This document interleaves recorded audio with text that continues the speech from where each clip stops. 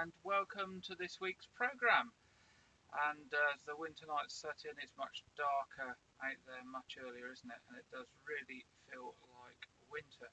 I remember those months, just a few months ago, when doing the news programme, the sun was beaming through the window and I was hot and had to have the fan on. But we will get back there, so you're very welcome this evening. I thought this week, as I've really focused on coronavirus and the national news over recent weeks, I'm not going to mention it too much, other than to say, unfortunately, the rates are still increasing of those testing positive, those being admitted to hospital, and unfortunately, those dying. And that applies to our area as much as anywhere else, where the figures are definitely still on an upward trend. However, let's think about local news. And let's think about the standard flu. Public Health Dorset are encouraging people who are entitled to get the flu vaccine and have not done so to get it done as soon as possible. They're telling us that the best way to keep yourself and your loved ones protected from flu is by getting the flu vaccine. Many people are eligible to get it free of charge because they're at more risk than others. And that is the over 65s, pregnant women, children aged 2 and 3, pupils in reception class and school years 1 to 7, people with long-term health conditions such as asthma, COPD and cardiovascular issues, frontline health and social care staff, and people who are living with someone who was on the NHS shielded list. All of those people are entitled to have the flu vaccine free of charge, and Public Health Dorset are urging you to make contact with your GP practice or your local pharmacist about getting that flu vaccine as soon as possible. So there's something to think about.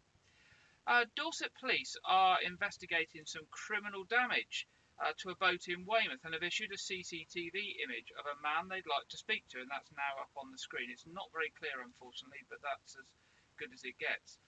They received a report that around 9:30 on Monday the 26th of October, so it is going back a little way, that a bottle had caused damage to the windscreen of a boat in the harbour. Officers have carried out a number of inquiries, including checking CCTV in the area, and they've now identified that this individual was in the area around the time the incident occurred on 11:30 p.m. on Friday the 23rd of October. Now, CCTV has only recently been issued in the last couple of days, and Police Community Support Investigator Tom Reynolds of Weymouth said the incident caused a significant amount of damage to the boat, causing around £2,000 to repair. If anybody recognises the individual or knows anything at all about this incident, if they could contact Dorset Police on 101 or as usual anonymously through Crime Stoppers on 0800 555 111.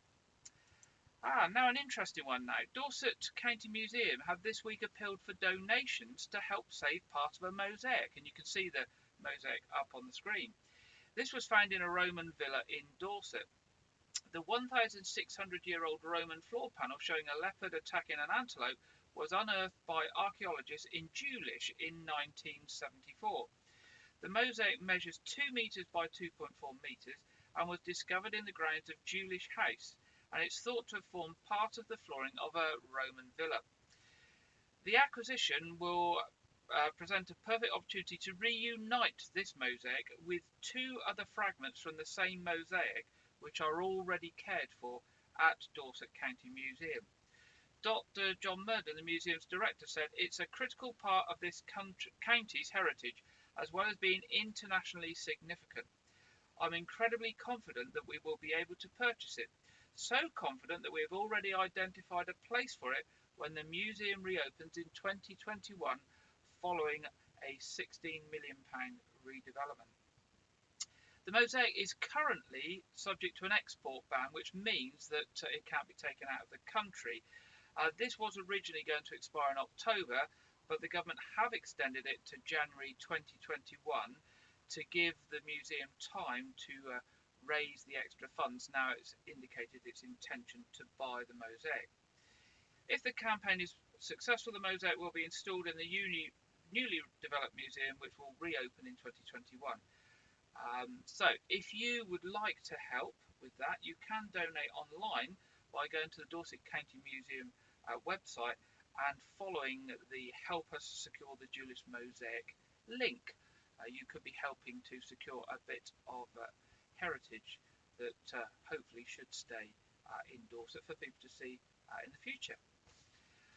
Okay, moving on to our first major story this week. Last Sunday at around 2 o'clock, a massive fire broke out at Dorset Council's Crookhill plant at Chickerell. The fire, which I definitely say is significant if you've seen any of the footage of it, wiped out 16 collection vehicles for rubbish, recycling and garden waste, and 5 other vehicles used for cleaning and maintenance. The fire was fought by around 90 firemen from across Dorset and 15 fire engines and other specialist vehicles attended. Now, if you haven't seen any of the footage or pictures from the fire, I'm going to show them to you now. And they come courtesy of Dorset Wiltshire Fire and Rescue and various Facebook users.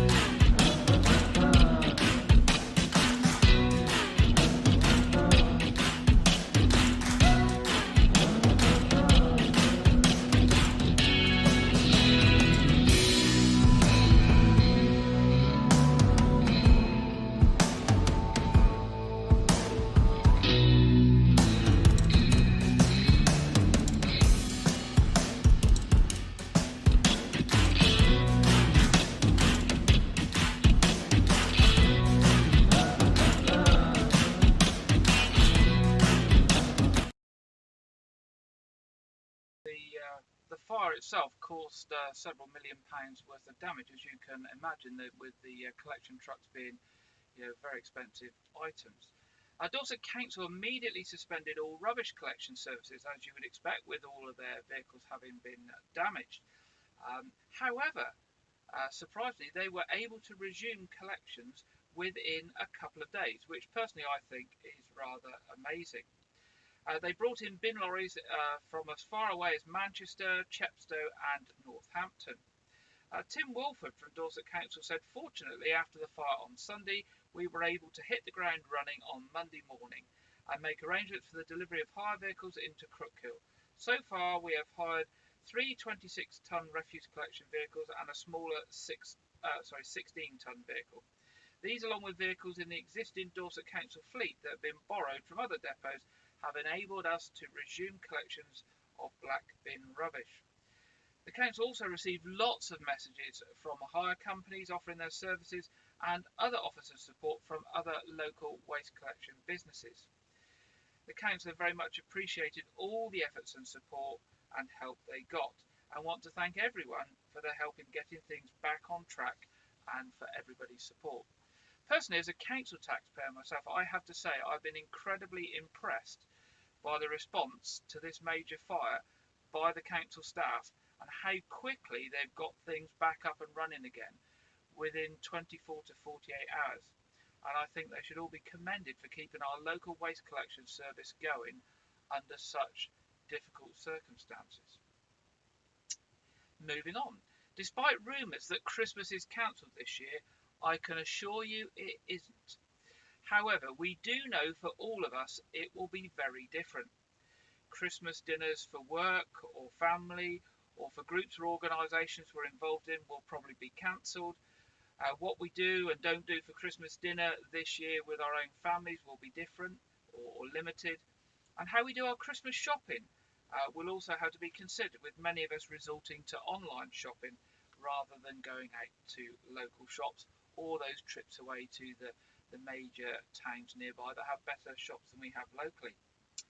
This will mean for all of us that it's very different, But for some, like our local pubs, restaurants and shops, who rely on Christmas as probably the busiest time of the year and of major income to them, it's going to be a massive problem. So do think of all of those businesses at this time. Of course, our local churches are at the heart of Christmas. In fact, Christmas is central to the Christian faith. But what about where it all comes from? The Bible doesn't actually give us a date for the birth of Jesus. In the 3rd century, it was suggested that Jesus was conceived at the spring equinox, the 25th of March, popularising the belief that he was born 9 months later on the 25th of December.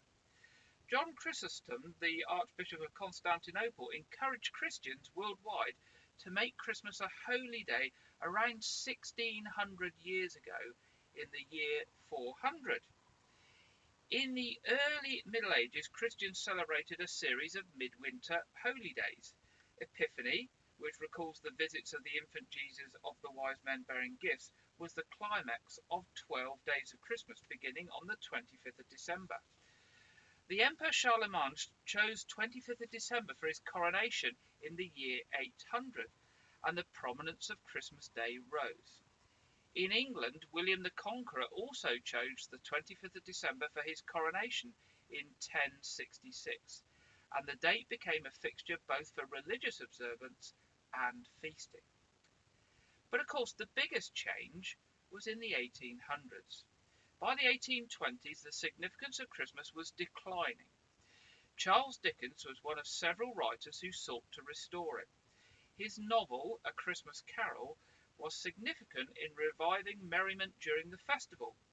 He emphasised charity and family reunions alongside a religious observance. Christmas trees, paper chains, cards and many well-known carols date from this time.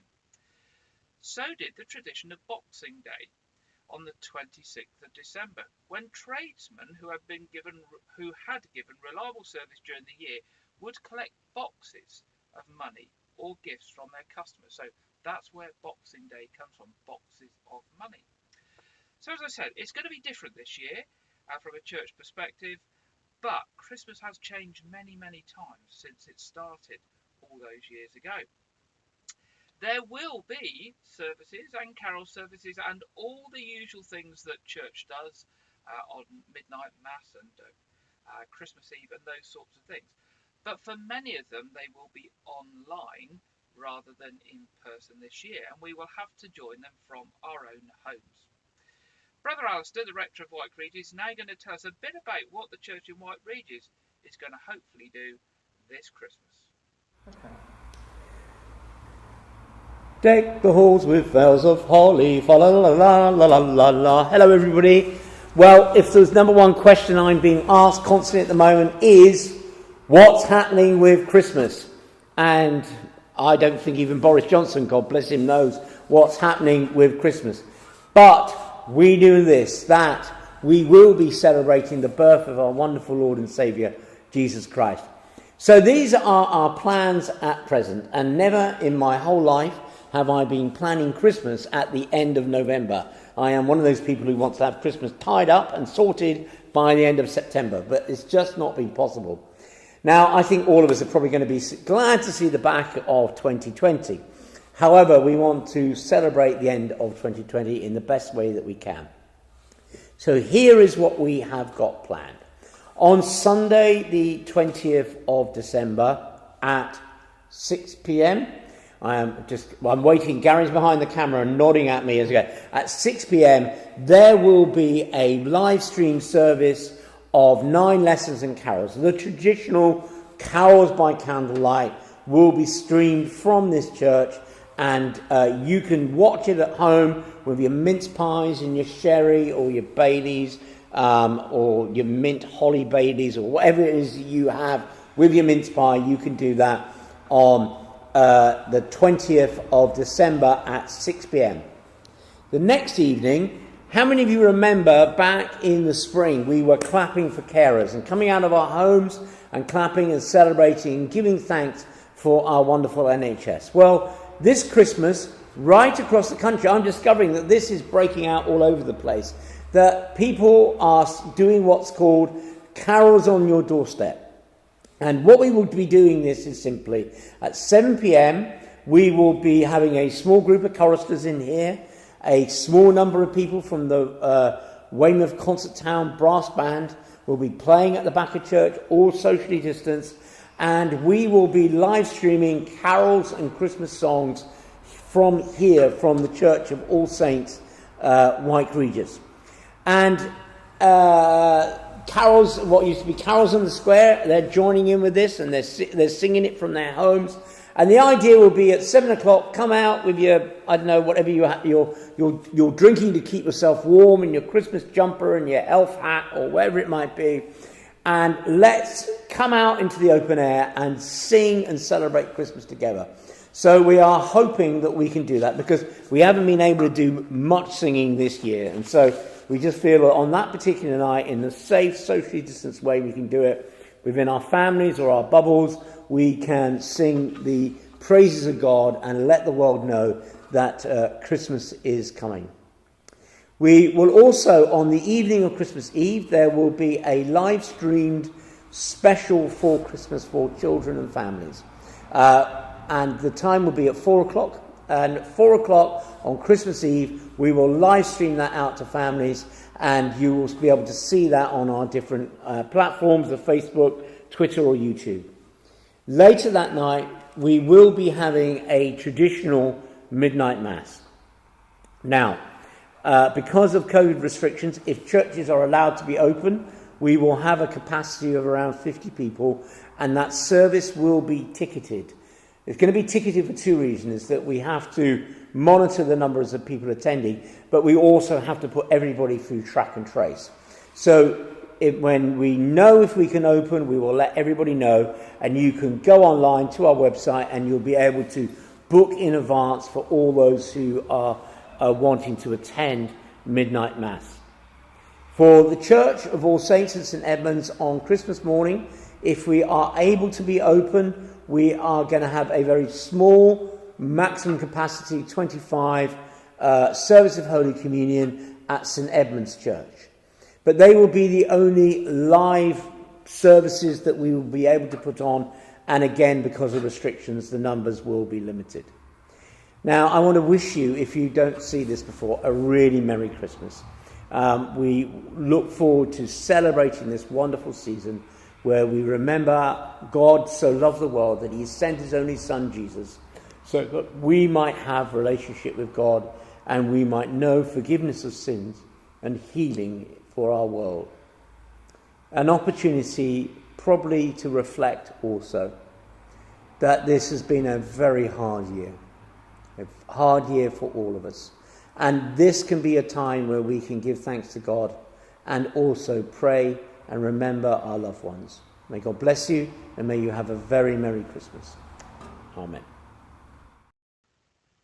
Thank you, Brother Alistair. And the information about Carols on Your Doorstep has started to go out this afternoon on all the social media platforms. So do put that date in your diary of 7 o'clock on Monday the 21st of December, when the Church at Wyke joins together with those people that run the carols in Wyke Square around the Christmas tree, and we do a joint event with the music coming from basically a studio built in All Saints Church, and streaming it out to you in your own home, so you can listen on YouTube, Facebook, Twitter, etc., and then come out onto your doorstep and sing along to that music, and hopefully we'll be able to hear each other out there and make a merry sound across WykeRegis.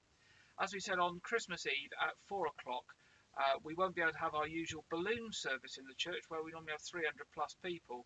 Again, there will be a family friendly service broadcast out for families and for their children, appropriate for them at Christmas time. So yeah, things will be different, but we're all trying our best to keep Christmas special and to provide something for everyone. Now, the good news, the real good news this week, is I don't have any birthdays yet again, so I won't be playing that dodgy jingle. If anybody wants to buy me something for Christmas, they can buy me a new birthday jingle, or they can find me a new birthday jingle. It will have to be one that we don't have a problem with copyright on, though. That's the only thing. Okay, moving on. We've touched on Christmas a bit already this evening, And I guess that's inevitable. It's only a few weeks up to Christmas now, isn't it? And the Christmas stories we're going to be having each week, I guess, as things come out. Well, the good news is the government did announce earlier today that Christmas tree sellers can actually start preparing and selling their trees. They were one of the groups of people that weren't supposed to be trading. So that's good news. We can still have our Christmas trees. Of course, Christmas trees are one of the symbols of Christmas we're all familiar with. Other things such as carol singing and holly and the ivy, etc. Well, this week, Janet's going to look at another one, the mistletoe. And have you ever thought about the mistletoe, where it comes from, why we use mistletoe? Well, that's what Janet's been up to this week. So let's hear from Janet now. Hello again. Do you remember a few weeks ago I was telling you about ivy and we were trying to discover whether it was friend or foe? Along with holly, another plant that we use when decorating for Christmas is, of course, mistletoe. Unlike holly and ivy, mistletoe doesn't grow in gardens and hedgerows. You can get it, of course, from the greengrocer's shop or find it high in a tree, well out of reach. Mistletoe is a parasite, and although its leaves enable it to feed itself through photosynthesis, its roots invade the host tree or shrub and extract water and other nutrients. So undoubtedly, if you were the tree that it had chosen to grow on, for you it would be foe. Its favourite host trees are apple, lime, hawthorn, poplar or oak, and it normally hangs as a large globe, tantalisingly high and totally visible once winter arrives and it is the only green left on the tree. You may have seen some spectacular examples in Windsor Great Park, clearly visible from the path on the opposite side of the River Thames. We all know about the almost translucent white berries, fleshy and sticky, which form on the forks of mistletoe's many branches. While they're toxic to humans, they're very attractive to birds. When birds have enjoyed the juicy flesh, they wipe the remaining seeds off their beaks onto the nearest branch, somewhat like children wiping sticky hands on any surface close by, mummy's face or clothes. With luck, the seed remains stuck to the bark and solves mistletoe's problem of reproduction. In Greek mythology, mistletoe gave access to the underworld, and Romans thought it represented peace, love, and understanding. So perhaps that's how it got into our Christmas celebrations. So why do we kiss under the mistletoe? Well, another famous chapter in mistletoe folklore comes from Norse mythology. The story goes that when the god Odin's son Balder was prophesied to die, his mother Frigg, the goddess of love, went to all the animals and plants of the natural world to secure an oath that they would not harm him. But Frigg neglected to consult with the unassuming mistletoe, so the scheming and god Loki made an arrow from the plant and saw that it was used to kill the otherwise invincible Balder. According to one sunnier version of the myth, the gods were able to resurrect Balder from the dead. Delighted, Frigg then declared a mistletoe a symbol of love and vowed to plant a kiss on all those who passed underneath it. By the 18th century, mistletoe had become widely incorporated into Christmas celebrations. Just how it made the jump from sacred herb to holiday decoration remains up for debate.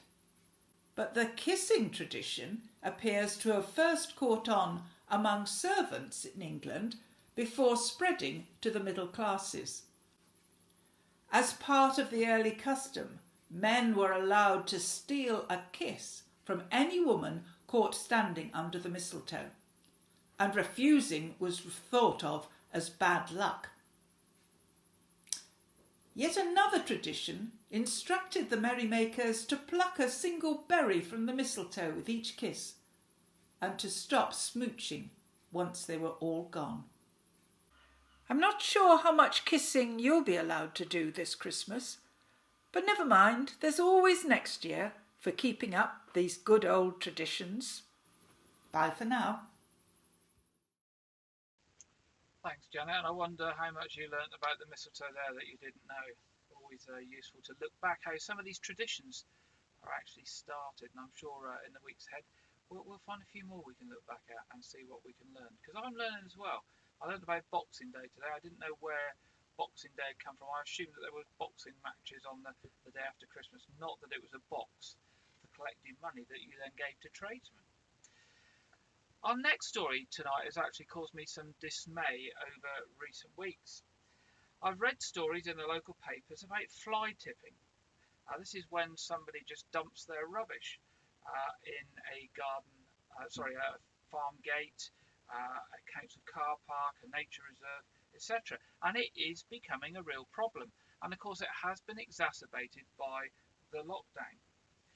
Recently, firefighters were called to tackle a blaze on Powerstock Common. And I'll just show you the picture of what they found when they got there. Which is a nature reserve run by Dorset Wildlife Trust, and found it was one of the worst cases of fly tipping that's been seen in the area for a long time. Brian Bless, who is the Chief Executive of Dorset Wildlife Trust, said this is the worst case of fly tipping we've seen on our nature reserve in a long time, or nature reserves on a long time. This senseless act of vandalism not only makes a wonderful nature reserve unsightly and unattractive for visitors, which of course it does, it's also a major drain on the charity's resources because they have to clear it up, it's on their land, and also, more importantly, it's a real threat to wildlife. So it's a problem on many fronts. Unsightly, costly to clear up, and obviously a real threat to wildlife.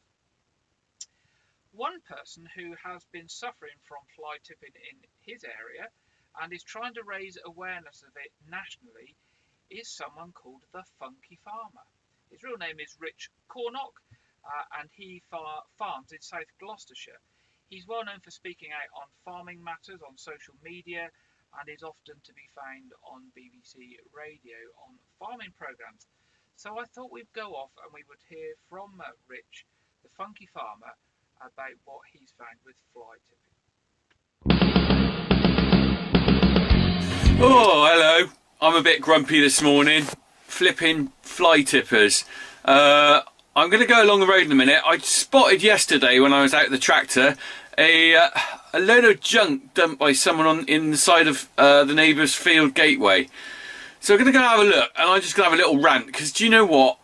Blooming fly tippers are a nightmare in the countryside. So we're going to have a look and I'll show you what's been dumped.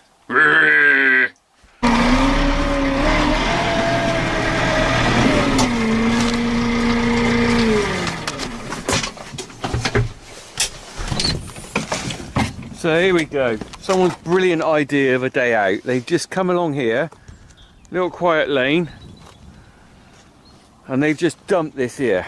You can tell from my voice I'm really angry. Look at this. This must be someone's bathroom cabinet. I don't know what those are. Kids' locks or something. Look at that, a vanity case. Someone's flipping, what's that, long johns or something, pants or something. I'm not going to look at those too closely. Someone's had a new kitchen, or I think it's a bathroom, isn't it? There's a lino there. Some plasterboard. That's in the bag. That's the tiles. Those are the ones they've taken out, I guess. Let's have a look. I'm gathering some evidence here. Look at that. There we go. Flipping nightmare. Numpties. Right. As you can tell from my voice, I'm not particularly happy about that. It's not my field, it's not my gateway, but it is our countryside. It's our countryside. So whoever's dumping that is dumping on you guys who are watching this. Realistically, people want a day out in the countryside. They have a lovely time walking in the fields and stuff, and then some numpty thinks, do you know what, I'll save myself a tenner rather than paying for that disposal, or I can't be bothered to go down the tip and chuck that in the recycling or the I'm just looking behind because I'm in the road. Just can't be bothered to sort that out. I mean, they could have actually put that in a wheelie bin. I mean, if you look at it, if you want to, over a period of time, you could have broken that up and just filtered a bit out every week or something. But that's either someone who's fitted their new bathroom, I think it's a bathroom, this is certainly a sink unit, because look, that bit goes around the base of a sink. They've fitted their new bathroom, and they've either thought, do you know what, I can't be bothered to dispose of this, or someone who's gone and worked for them has gone, do you know what, I can do that, I'll just get rid of that. Or they've paid someone who's unlicensed who's gone, do you know what, give me a tenner and I'll just bin that. But the whole point is, whoever you are complete. Oh, there's a Land Rover coming. I'm going to go, but I am really cross. You don't need to do that, please, people. No, I am cross. Just by the fact that someone probably had pride in putting a kitchen in, but they didn't have any pride about the countryside. They just chucked that on the ground. Do you know what? We're not the dustbin or the dumping ground of the world in the countryside. If you've got a bit of care, just be aware, you can take that somewhere and get rid of it, dispose of it. You don't need to just pollute the area, the beautiful planet we live on. Okay, so I could go on, but I think I finished. But you know what? Ridiculous.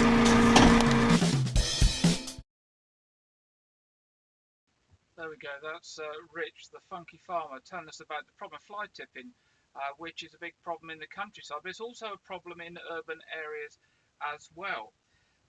And as he said, there's lots of ways of getting rid of the rubbish. You can take it to your local bulky household waste. You can store it over several weeks and break it up into small bits and put a little bit in the bin each week. Or you can pay a licensed waste carrier to come and pick it up. Of course, the thing is, those people who dump that stuff quite often get away with it. But if they don't get away with it, the good thing is the recourse is actually quite significant. So it is a criminal offence to fly tip, and if it goes to magistrates' court, it's up to a £50,000 fine and 12 months in prison. And if it goes to Crown Court, it's up to 5 years imprisonment and unlimited fine. So that's the message to get out there and to share with people, so that they know if they get caught, you know, they're not just going to get away with a £100 fine or a £50 fine. It's going to be a substantial fine, or they could go to prison. Now, of course, if you see any fly tipping near where you live, or if you're going out for a walk in the locality, or you're visiting anywhere else in the county, you can let Dorset Council know. There is a specific number of 01305 221040, or you can go online to the Dorset Council website and actually report it online as well. And they will follow up, they will investigate, and they will see if they can track down where the rubbish has come from and stop people doing it. So there we go. That's our little mission for this week and in the weeks ahead. So let's think about the week ahead. Nicely bringing us to the right part in the programme, and we'll have a look first of all at the national weather forecast. Hello there. Blustery showers across Scotland and Northern Ireland today, where it will feel particularly chilly. Across parts of England and Wales, we've got cloudier skies today with outbreaks of rain, and that rain will gradually work its way south through Saturday afternoon. For parts of northern England, it should stay dry, fine and sunny, but across Scotland and Northern Ireland, those blustery showers will continue to drive their way in from the sea. It will be very windy across northern and western parts of Scotland today as well, with gales. Through tonight, the showers will continue across the north with a risk of hail and thunder and falling as snow over the mountains. It will continue to be windy across Scotland, particularly in the Northern Isles, with a risk of gusts of 70 miles per hour. Further south, we've got clear skies across central areas, but that cloud continues to linger along southern counties, persisting into Sunday, so still some further outbreaks of rain and drizzle, most likely towards the south coast. Through Sunday, we should see brighter skies for many central areas of the UK, but still some showers across the north. Again, these could fall as hail and with a risk of thunder across northern parts of Scotland. Through the Sunday evening and into Monday, the winds in the north should ease for a time, but for Monday daytime itself, we see further wet and windy weather return to the north and west. Rain should slip away gradually from southern counties, and we should see drier and brighter weather in the south and east for Monday and Tuesday. For more details, you can always head to our social media channels. Take care. So that's our national weather forecast. I heard the S word mentioned there, the snow word. On our mountains in Scotland. So do you think we'll be getting a white Christmas? I don't think so, Sam. I think we're too mild this year, aren't we? I think it's going to be wet and mild.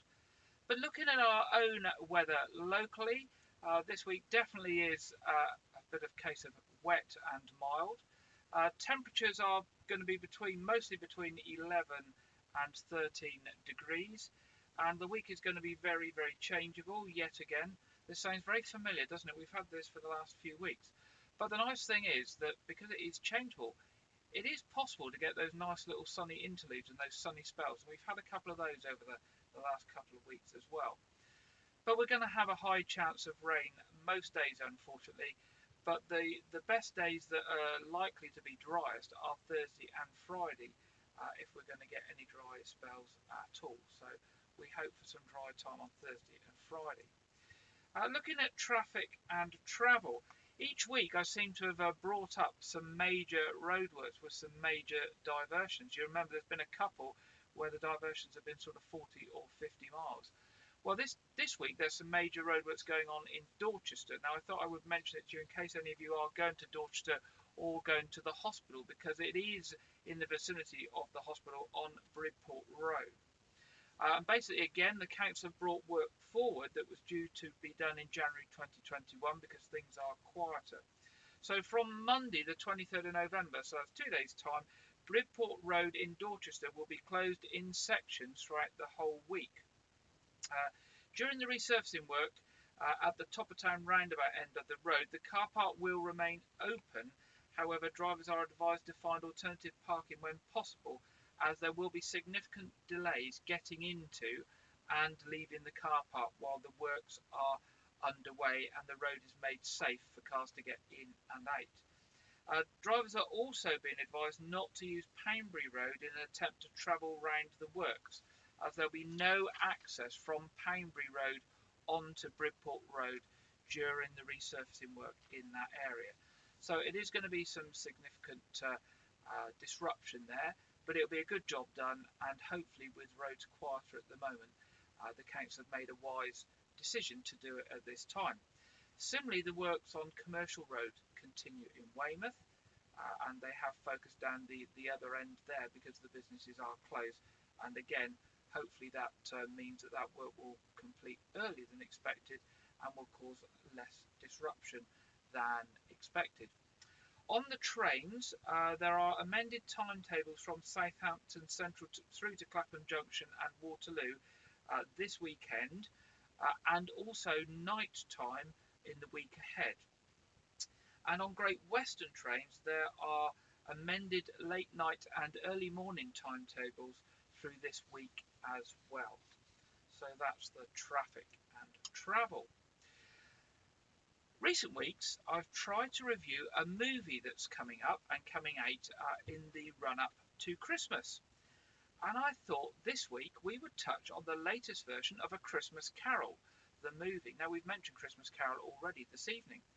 Now, I would say don't get confused, because there's Christmas Carol the movie, the new version that's coming out, and there is also, I believe, a BBC One dramatisation called Christmas Carol, and they are quite different. But we're talking about the movie. It's a radical animated retelling of the historic classic that starts with a Victorian performance of the Charles Dickens tale before diving into the imagination of one of the children in the audience, taking the story to a darker fantasy realm. It's due to be released on December the 4th. The classic tale unfolds in a rich tapestry of highly absorbing theatrical drama, featuring sumptuous visual effects inspired by the techniques of early cinema. In a daring twist of format, characters are portrayed by dancers and voiced by an eclectic cast of the world's most recognisable actors. The voice cast is among the voice cast are Simon Russell Beale, Martin Freeman, Kerry Mulligan, Daniel Kaluuya, Andy Serkis, Sean Phillips, and Leslie Carroll. Let's have a look at the trailer for Christmas Carol, the movie, coming out on December the 4th. Is he the bad one? Very bad. And are there ghosts? You will be haunted by 3 spirits. Let's all get back to normal. And what could be more normal than Scrooge and Tiny Tim at Christmas?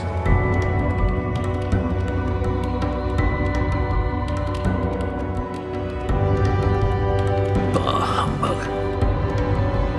I am the ghost of Christmas past. Come in and know me better, man. You fear the world too much. It was a long night, if it were only a night. And how did little Tim behave? Oh, as good as gold. As good as gold and better.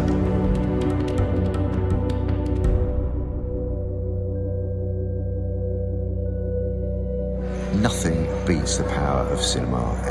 What are cinemas for? To get lost in.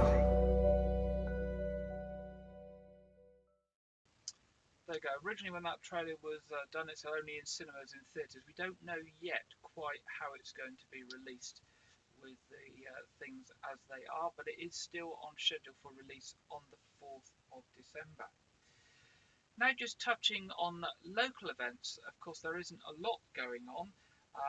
And we don't know what will open up again after the 2nd of December. So I'd certainly say, as I said last week, to watch the websites of people like Weymouth Pavilion, the Noth Fort, Sea Life Centres, those sort of people, to see what will be open and what will be on after the 2nd of December. We've also said that we will give a mention to any businesses that have asked us to. We mentioned last week Dorset Cake Company is now fully open. I think the Wyke shop has been fully refurbished. We also mentioned Crossways Travel, who have supported lots of charities in Wyke and across Dorset, who are doing trips from the 2nd of December.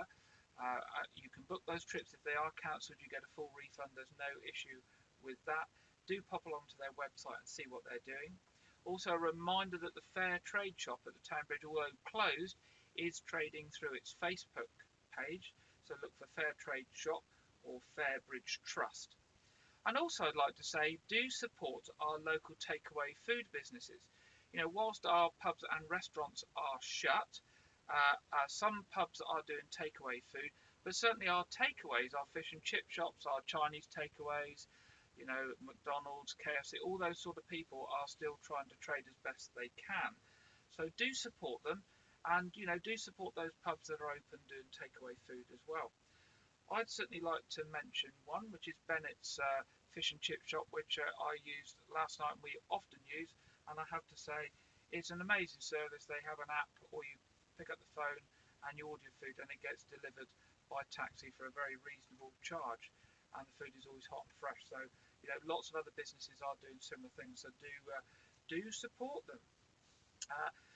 Thinking of other things, obviously church tomorrow will be live streamed at 9:30. We've got our quiz this evening at 7:30, which will be running as normal, and we do have an evening service at 5 o'clock live streamed in the week as well.